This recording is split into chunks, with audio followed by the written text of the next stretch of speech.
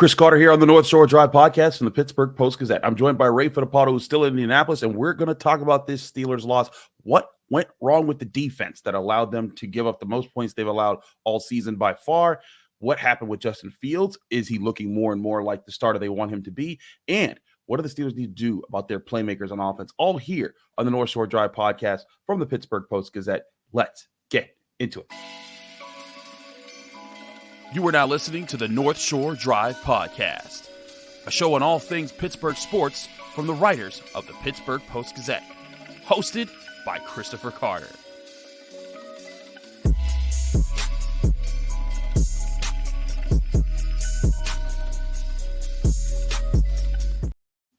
Hello, welcome to the North Shore Drive podcast from the Pittsburgh Post-Gazette. I'm your host, Chris Carter, joined by one of our great Steelers beat writers, Ray Fittipaldo. And as always, you can find the show on your favorite podcasting apps and on YouTube. Like this video if you enjoy it. Subscribe to this channel to get all of your Monday, Wednesday, Friday episodes of the North Shore Drive podcast, as well as all of our daily content that comes out from all of our sports writers here at the Pittsburgh Post-Gazette.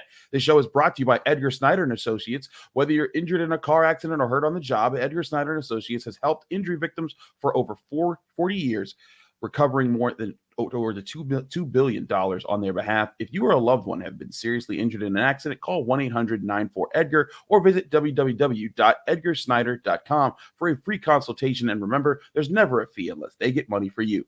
All right, Ray, you're still in Indianapolis. This is the morning after the game. You guys are getting ready to head back here. But I wanted to talk to you about what I thought was the biggest problem with the Steelers in this loss, and that was the defense. They allowed 27 points to the Colts offense in this game. Colts came out initially 2 touchdown drives to start in the first quarter. After that, Steelers defense did improve. They defended a short field, held it to a field goal, forced 3 straight punts, 4 straight possessions without points, and then they kind of gave up a touchdown in the fourth quarter that led to an issue there. But what was the biggest problem that you thought led to the issues that they had? I think Colts coach Shane Steichen just has Mike Tomlin's number. I mean, it's 3 quarterbacks, Chris. It's Gardner Minshew, it's Anthony Richardson, and it's Joe Flacco.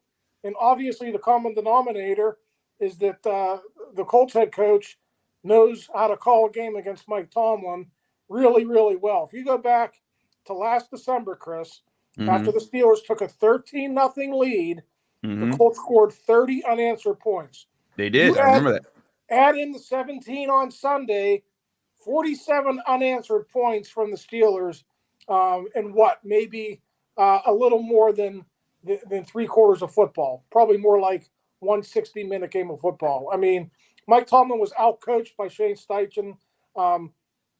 We could talk about the reasons. Pittman had a big game early. Josh Downs, they couldn't cover Josh Downs. They made that guy look like Tyreek Hill. I mean, they just came out flat as heck. The coaching staff didn't have them prepared, and the player execution obviously wasn't all that good either. Joey Porter drops a short interception in the end zone that could have stopped the bleeding on one of those touchdown drives. Next to nothing with the pass rush. I mean, we'll touch on everything here, but first and foremost, I think Mike Tomlin got severely outcoached by the Colts and their coaching staff. Yeah, I was going to ask you about the turnover situation because they didn't get a single turnover in this game, but it wasn't because they weren't in position to. On the first play of the game, Joey Porter Jr. had the interception lined up, just mistimed his jump. If he catches that interception, that's a whole different ball game. The second possession of the game, they force a fumble on Anthony Richardson. Ball bounces around. They don't get on it. And then on the third possession of the game where they got their field goal, Joey Porter drops an interception.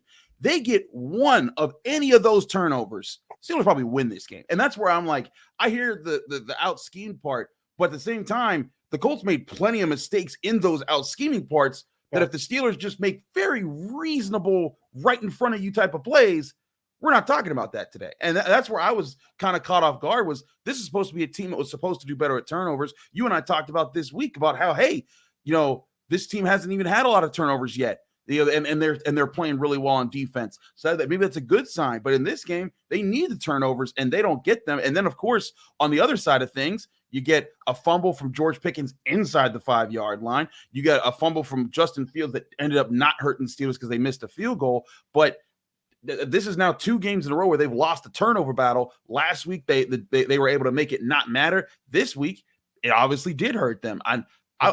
those are things that I'm like, I don't know what you coach to say, hey, catch the doggone interception that we schemed up that they fell right for in that situation. Hey, Teryl Austin talked about it on Thursday, Chris. I know you were there sitting with me, listening to his conversation. He was, what's holding this defense back from being a truly special defense are the consistent turnovers. And listen, there are going to be days like Sunday throughout the season for every single defense in the NFL. I don't care what your defensive ranking is. The Colts just had their number. Turnovers can turn around a game like that if you get them, and the Steelers didn't get any of them. So, I agree with you. The turnovers were a big part of that. But, I mean, let's go back and touch on the scheming in this game. Anthony Richardson running the ball early, design quarterback runs. Chris, even after he was shaken up, they ran him back out there, and they ran him again. So, it's almost like Steichen was like, okay, you're going to help us win this game, or we're going to go to Joe Flacco. We don't really care if you get hurt or not. They had no regard for his health in the situation, and that's fine. You have a quarterback like Joe Flacco to come in who could dice up the Steelers like he did. You can win football games like that. I don't know if the Colts can survive an entire season playing that way, but they were hell-bent on running the football with their quarterback against the Steelers defense. And then, Chris, the middle of the field for the Steelers, wide open all game. It was wide open a lot in this game. I mean, they on the one touchdown, they just forgot to cover the guy. I mean, it was really interesting. I wanted to know if you got more from this from any of the players, because looking at it on TV on that one touchdown, the Josh Downs where he broke outside, then broke back inside, and he was just wide open. You see on TV, Beanie Bishop runs with the other receiver to the flat. Joey Porter Jr. sits in the flat, and after the play, you see Patrick Queen going to Joey Porter Jr. Where are you going? We needed you on this guy. And I was wondering, did you get more clarity from any of the players on plays like that where like, hey, where was the communication breakdown happening? Because they've been very good at taking away plays like that through their first 3 games this season. Yeah, I was not in on Joey Porter's scrum after the game. If Joey did one, I'm not entirely sure that he did one. And I don't have anything specific on that play, but Patrick Queen did talk during his post-game interview about he has to do a better job with communicating. So I don't know if he was shouldering the blame for everything that went on. Maybe he was being a leader there and other guys were actually making mistakes. But Queen actually did say that he, as the guy in the middle of the field, the guy who's the hub of the defense, he has to do a better job with his communication. So that obviously wasn't good enough yesterday. Chris, when you have guys running open the way they were, it's almost always communication or a blown coverage, somebody making a mental error. And I think it's safe to say that someone on that defense made a few of those errors yesterday. Somebody did. We've talked a lot of the coverage. Let's talk about the pass rush or the lack thereof. Only 2 sacks in this game, none from your outside linebackers. You had 1 from Cam Hayward and then a split from Beanie Bishop and Larry Ogunjobi. What did you see that was playing a big factor in both Herbig and Watt? And maybe was this a kind of a sign that, hey, let's not anoint Herbig just yet. Highsmith is still a very good player. Herbig's just still maybe a good like off-speed pitcher coming off the bench for the pass rush. Yeah, I mean, listen, Watt's always going to get double teamed, right? So that happened again. There's some clips out there on social media that he was held on a few occasions that weren't called. That's fine. That happens every game. But that was the first time in the first 4 games that TJ did not impact the game in some way. Yeah. It was a very, very quiet game for TJ Watt. And I do think you're on the right track with Nick Herbig as well. I think their run defense suffered without Alex Highsmith in there, and Nick just didn't provide the pass rush either. No pressures between him and TJ Watt. And let's lump in DeMarvin Leal too. Chris, he's the next guy. We keep hearing about the great preseason that DeMarvin Leal had. He didn't even show up on the stat sheet. No tackles, no pressures, nothing. I mean, I was watching him, focusing on him on a few occasions out there, and he was getting blocked one-on-one. Correction, Ray. He got 1 tackle in this game. Don't you take away that 1 tackle he had. They must have added it after the first game book was published, because I looked last night and I didn't see it. So I don't know.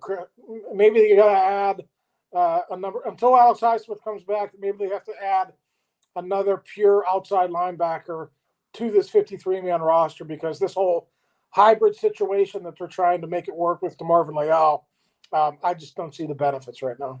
Yeah, I mean, maybe that's a Jeremiah Moon situation, because they had a guy. I thought that he was a decent, backup of the backups at the outside linebacker position.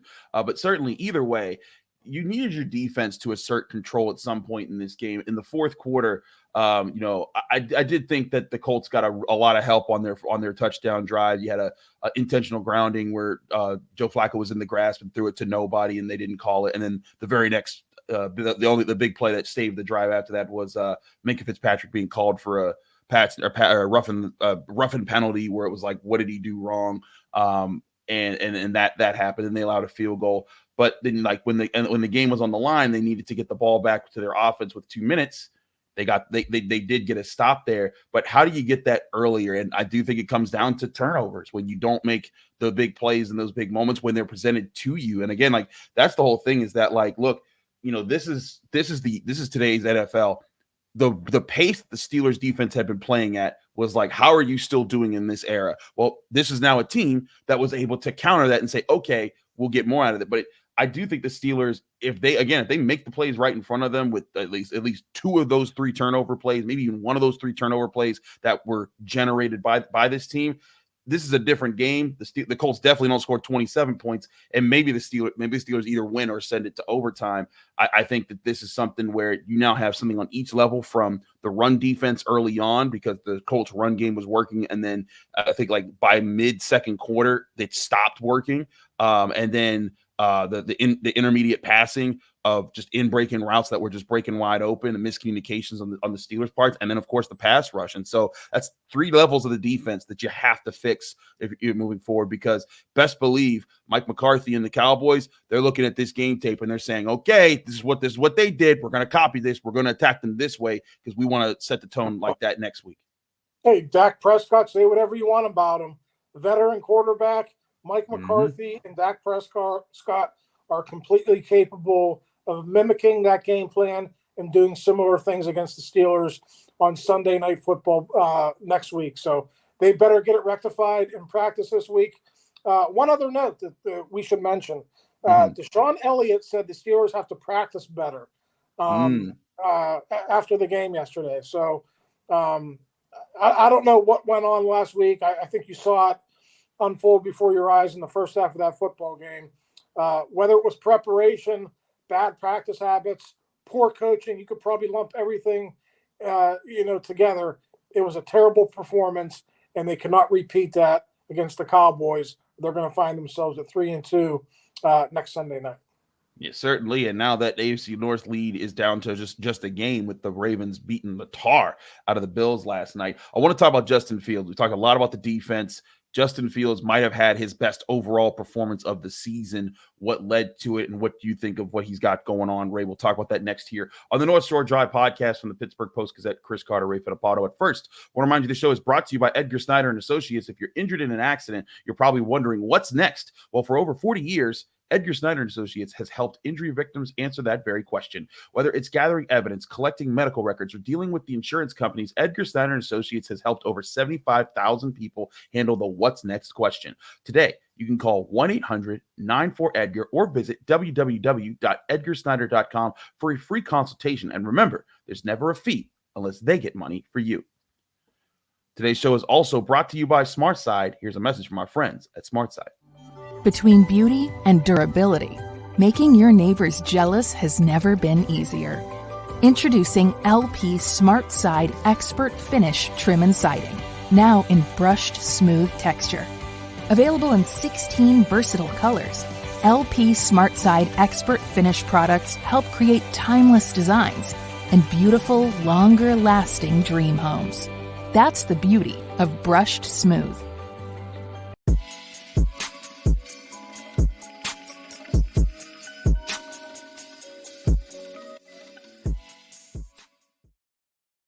We're back here on the North Shore Drive podcast and the Pittsburgh Post-Gazette. Chris Carter, Ray Fittipaldo. Ray, we talked a lot about the defense and them giving up the most points they had this season, and that kind of spoiled the most points scored by the offense this season when they had 24 points that were spurred by Justin Fields kind of going off for 3 straight touchdown drives. He accounted for all 3 of the Steelers' touchdowns, 1 passing, 2 rushing, 22 of 34, 312 passing yards, a passer rating of 104.0. Did have a fumble on a sack that was really rough there.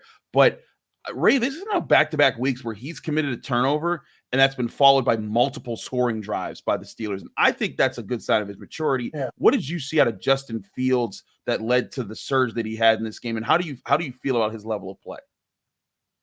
Love the second half, just in terms of his ability to drive the team up and down the field, as you mentioned, overcoming adversity. But Chris, some critical mistakes that helped the Steelers lose that football game. And I know a lot of people are going to look at that second half. They're going to look at the statistics, and they're going to be, saying Justin Fields played a great game. He played well, but you cannot take a 22-yard sack and fumble when you're in field goal range. You just can't do it. I mean, that was like Justin Fields from his Chicago days. Okay, that's what they're trying to eliminate out of his game. And at some point, Chris, when are we going to start blaming Justin Fields and Justin Fields only for all of these botched snaps? He's the common denominator. Go back to training camp when Nate Herbig was a center. It was happening with Justin Fields. It wasn't happening with Kyle Allen or Russell Wilson. So obviously there's an issue with their silent count. There's issues when he's under center too. I mean, people aren't going to talk about this. I wrote about this after the game. The reason they didn't line up on 4th and inches with Justin Fields under center is they have no confidence in him being able to take a snap from under center. I mean, it's completely ridiculous that you line up in shotgun and try to run a quarterback draw and get stopped there when all the quarterback has to do is take a snap from under center and follow Zach Frazier for a few inches. And Mike Tomlin spelled it out after the game. He went off on some tangent about these guys coming into the league and never having to take a snap from under center. So I don't know. It's 4 years now. How about you learn to take a snap from under center? Is that too much to ask? So, I mean, I don't want to pile on Justin Fields here. He did a lot of good things in that football game, but there's still a lot of issues in his game that I believe are holding back this Steelers team in the offense. And yesterday, I think those mistakes helped them lose the game. Yeah, I did wonder if this, because there were other snaps where I think it was kind of, tough to tell if he was either or, but just at least on the TV replay, you could see the whole Steelers offensive line still talking, and then Zach Frazier snapping the ball while no one else was set. I find that one hard to be on Justin Fields. I think that might have just been more, hey, silent count. Maybe Zach Frazier needs to handle that situation better, because Justin Fields, if the whole team ain't set and the whole team ain't ready, and they're still calling out switches at the time, maybe that's on the center more so in that specific situation. But again, as coaches always say, when centers and quarterbacks ain't on the same page, it's on both of them to get it together. So maybe Justin Fields needs to talk to Zach Frazier. And the under center point is also a good point there, because like you said, on 4th and inches, you want to be able to just push it and get up there. You got to wonder, can they get something like that from him? Because I do think they've had a couple plays under center with him that haven't necessarily gone great so far. So maybe they're trying to avoid that.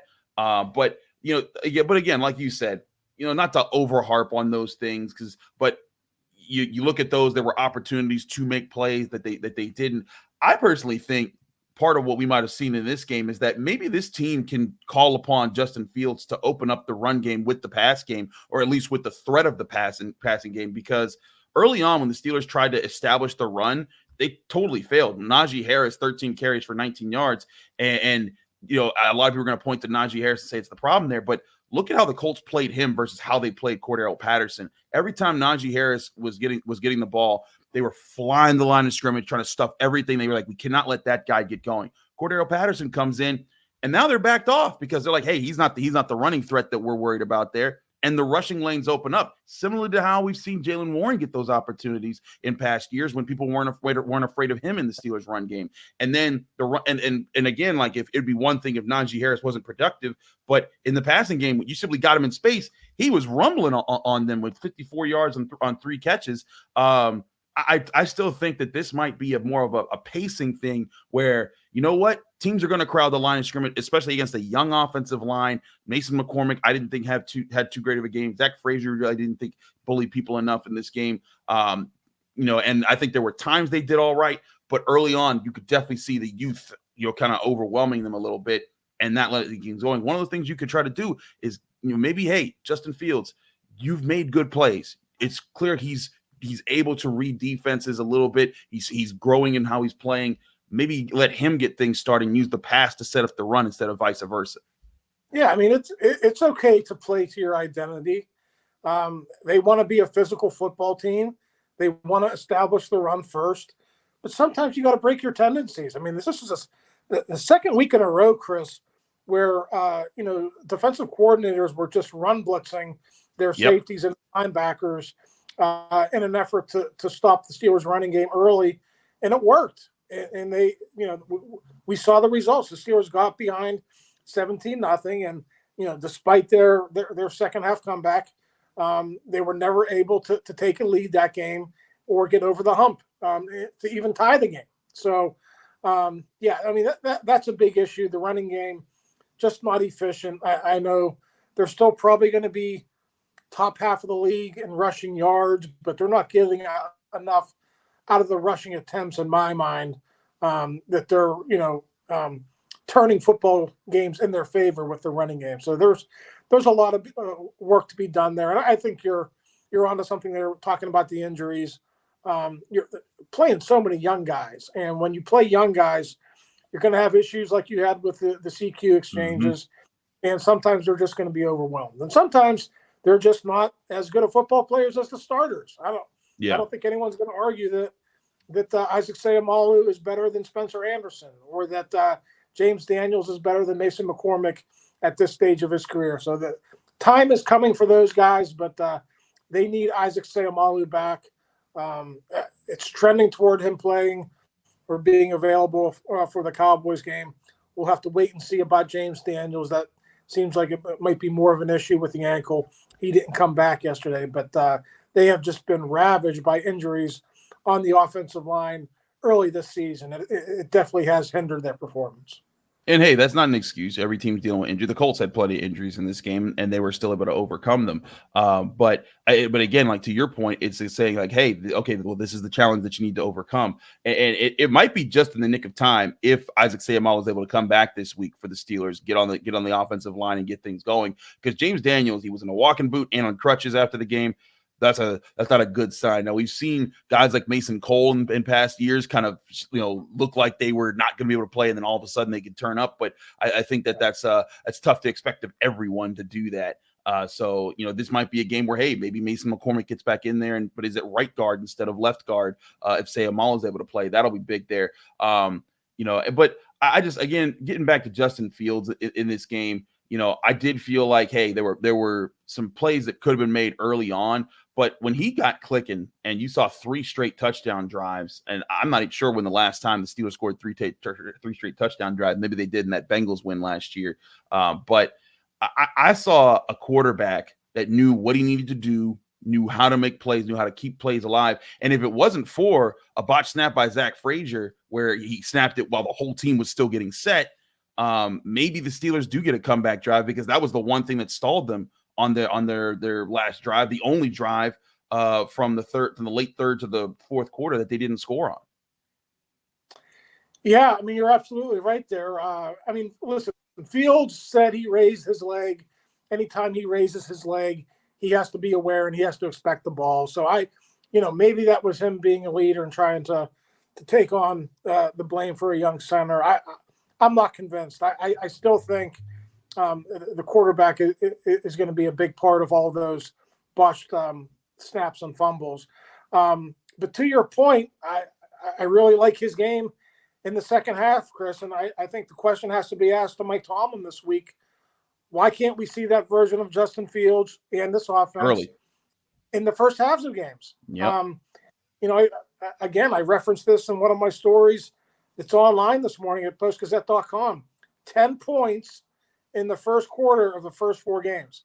I mean, the Indianapolis Colts had 14 in the first quarter on their first 2 drives. I mean, they had 14 points, I think, in the first half of the first quarter, first 7-8 minutes of the game. So obviously other teams are able to do it, whether you don't trust Justin Fields or whether you want to just play to your style, your identity. Again, that's fine, but you got to be able to adjust too, Chris. And I don't think Mike Tomlin and his offensive or his defensive staff did a very good job of adjusting throughout that game on Sunday.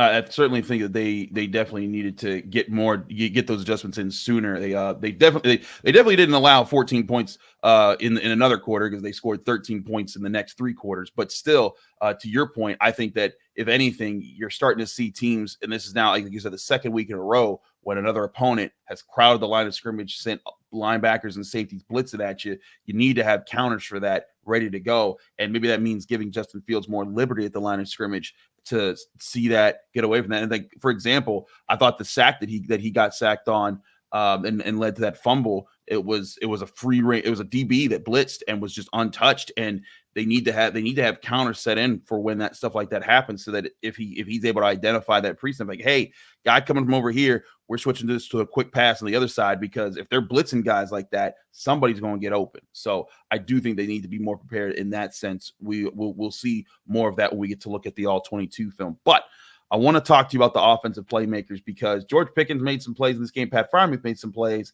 But after that, it was really showing. There's a lot of people saying, like, hey, maybe the Steelers really do need that number 2 wide receiver sooner rather than later. We'll talk about that and a few other things here on the North Shore Drive podcast from the Pittsburgh Post-Gazette. Chris Carter, Ray Fittipaldo. But first, I want to remind you that this show is brought to you by Savinas, Kane, and Gallucci. They're your mesothelioma and asbestos lawyers with over 85 years of experience. Call them today for a free consultation. That's Savinas, Kane, and Gallucci. We're also brought to you by Moon Township Honda, where you can get your new Honda vehicle at 5802 University Boulevard in Moon Township, or at their website, moonhonda.com. Here's a message from our friends at Moon Township Honda. To build the Honda CR-V Hybrid, we took everything you love about the CR-V and kicked it up a notch with greater power for a CR-V unlike any before. Adventure confidently with Honda, Car and Driver's most awarded brand in 10 Best history. The CR-V and CR-V Hybrid, part of the Honda line of rugged vehicles. Visit your local Honda dealer where new vehicles are arriving daily. Buy online or reserve from select Honda dealers.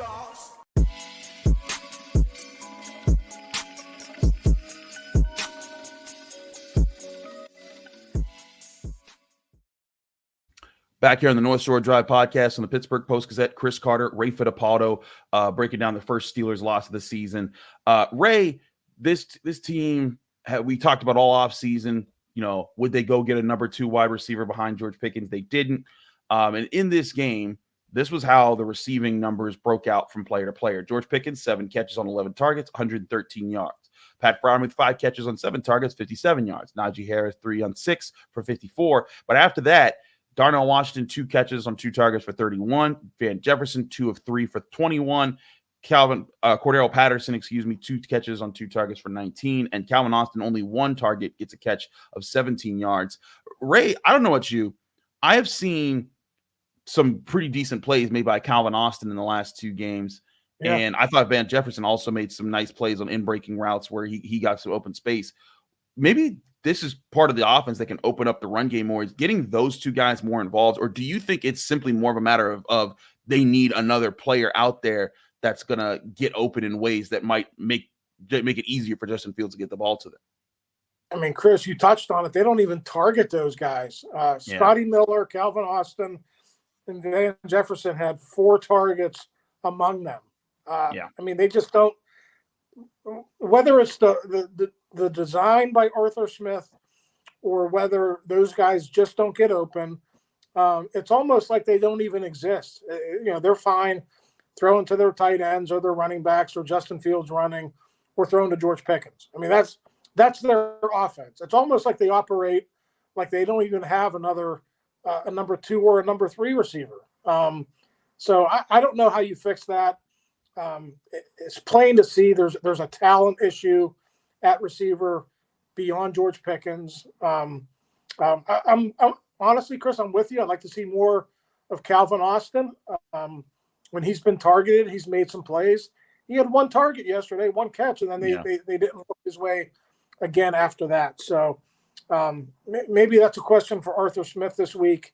When Mike Tomlin was asked about it last week or a couple of weeks ago, he just said, "Yeah, we're comfortable. We're fine with our receivers." Well, if you're comfortable with your receivers, why don't you throw to them? So maybe we can find out some answers to that question this week. Certainly. And I think that's going to be a problem here. I also think, get it to, even if it's not the receivers, get it to other guys, and not that you shouldn't throw to George Pickens, because again, 11 targets, 7 catches for 113 yards. That's kind of the stat line you want there, just without a fumble inside the 5-yard line. Another play where if they just don't make that mistake, they probably win this game because they're inside the 5. They were moving the ball at will in that drive. They probably finished with a touchdown, and we're not even talking about this as much. But again, looking at this, like Pat Freiermuth, you saw the red zone touchdown that he had there where he caught the ball, broke through 2 defenders. Get that guy the ball more. You just paid him a contract. Get him plays where he's the primary read. You're designing up opportunities in the middle part of the field for Justin Fields. And again, if you do that early in the game, in the first quarter, maybe that opens up the run game, because now those safeties and linebackers know, hey, if I blitz on the on this early down here and Pat Freiermuth goes down the seam for 15, 20 yards, that's going to hurt more than Najee Harris running for 8 or 10. And so I think that the Steelers, even if it's not a wide receiver that they go out and sign, you get the ball to some of these guys, because even Darnell Washington, you got him the ball. He got 31 yards and 2 catches. Get him the ball, because it's not like teams are going to plaster. You can't afford to plaster Darnell Washington when you got to worry about George Pickens and Pat Freiermuth and also Calvin Austin if his pure speed here. I think part of this could be the distribution of the football and the passing game to let it open up things a little bit more. And again, it doesn't need being slinging everywhere, but develop some quick passing schemes, much like the Colts did, where it's more natural flowing timing patterns that get open against the defenses that you're expecting. Yep, I just pulled out the game book. Let's just look at the targets, okay? Yeah. Just targets, not receptions. George Pickens, 11. Pat Freiermuth, 7. Najee Harris, 6. And then you have Washington, Jefferson, Patterson with 2 apiece. I'm with you. You just paid Pat Freiermuth. You made him one of the top Get him involved tight ends in the NFL. Like the 7 targets, they got to happen earlier in games. You can't just throw to him in the second half when you get behind. Harris was playing a lot more in third down situations because Warren was out and Patterson went out with the injury, so that's why he's targeted more. But you targeted your tight ends and running backs in this game more than you did your receivers, or it's pretty much an even split. And I just don't know how you can have a successful offense in the first half when you don't have any explosive playmakers beyond George Pickens. So it's a real issue. I think Omar Khan knows it's been an issue since March, since Deontay Johnson was traded away. I don't know, big picture, Chris, they're 3-1. Excuse me. They got the Cowboys coming to town. There's still a lot of reason for optimism, but this offense, the number 2 receiver thing, and just the receiver group overall beyond George Pickens, they got to figure that out sooner rather than later. I do think they got to figure it out. I'm right with you on that, Ray. I think that there's if they can get more guys open in this, or you'll get these guys more targets. And it doesn't have to be, Calvin Austin getting 10 targets. It could be Pat Freiermuth maybe getting 11. And like you said, maybe getting some of that 11 in the first quarter or in the second quarter, getting him more involved early on to open up other things in this offense. Those are the things I think need to come with time. And let's also be clear. This is an offensive scheme that's new to everyone. Everyone's still learning it, but now it's week 4. You've experimented, you figured things out. Let's start to see it step forward. And to your other point, the Steelers, if there was a time to learn it, it's while you're 3-1 and on top of the division. You're 2 games ahead of the Browns and the Bengals. The Ravens, though, and I said this was coming, these guys were going to start to figure it out. They put a whooping on the Bills. They looked like they may have figured some things out there, but still 3-1 to 2-2 there. And now you face a Cowboys team at home. And I think you also benefit from, you just played 3 out of 4 road games. You get some home games coming up in this next stretch here, but you got to clean these things up. Find a way to I think, to get this offense more balanced, to allow the passing game to set up the run and open up more rushing lanes for this young offensive line, as well as making sure the defense is prepared for when teams are throwing these in-breaking routes at them, that they're not breaking open and that the communication is better. Because if they do those 2 things, I feel like they're going to stand a pretty good chance at this next slate of games. Yeah, I agree. It's big that they got a lot of games at Acrisure coming up here. Chance to make some hay a little bit, but Mike Tomlin said it after the game. It's a reality of the NFL that sometimes you have to learn from a loss. They got to learn from a loss this time. Lots of mistakes, lots of sloppy play to clean up, and we'll see if they can do that by next Sunday night. I know the Cowboys have their issues. They're coming in banged up, but the Colts were banged up too, and they had a really good game plan. We'll see if Mike Tomlin can match Mike McCarthy's game plan next Sunday night. And certainly, like you said, that's Dak Prescott and maybe the best receiver in the league in CeeDee Lamb.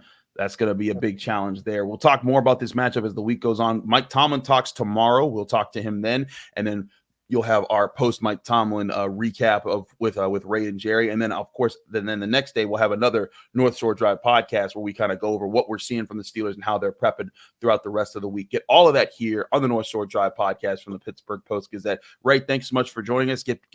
Have safe travels getting back to Pittsburgh from Indianapolis. Thank you all for joining us here on the North Shore Drive podcast. A reminder, the show is every Monday, Wednesday, Friday episodes on your favorite podcasting apps and on YouTube. Like this video if you enjoy it. Subscribe to this channel to get all the daily content that comes out from all of our Pittsburgh sports writers here at the Pittsburgh Post-Gazette. From Chris Carter and Ray Fittipaldo, have a great weekend and a happy Monday. We'll see you then here on the North Shore Drive podcast. Thank you for tuning in to another episode of the North Shore Drive podcast from the Pittsburgh Post-Gazette. If you watch this video on YouTube, please like the video and subscribe to our channel. For all the sports coverage from the Post-Gazette that we have to offer, visit post-gazette.com.